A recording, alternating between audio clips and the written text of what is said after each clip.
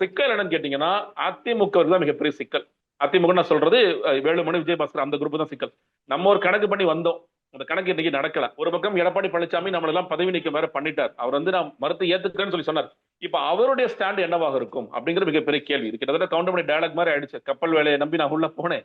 இப்ப அங்கேயே வந்து கிளம்புன்னு சொல்லி சொல்லிட்டாங்கன்னா நான் என்ன பண்ணுவேங்கிற கேள்வியாக இருக்கும். எடப்பாடி பழனிசாமி அப்பர் ஹேண்ட் எடுக்க தான் முயற்சி பண்ணுவார். இது நமக்கான தருணம். நம்மளோட நீங்க போறீங்கல்ல, நீங்க போன ஒன்றும் பிரச்சனை இல்லை.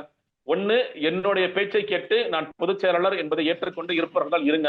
நீங்க மறுபடியும் இதை வந்து நம்ம அன்சீட் பண்ணணும்னு முயற்சி செய்தாலோ, இல்ல இதுல வந்து நாங்க வேற ஏதாவது வேலைகள் நீங்க பார்த்தீங்கனாலோ, நான் இதை வச்சு நான் விளையாடுவேன். நான் வந்து அடுத்து கோர்ட்டுக்கு போறதுக்கான வாய்ப்புகள் இருக்கு. நான் பொதுச் செயலாளர் யாரா சொல்றாரோ அவர் தான் கொறடாக இருக்கணும்.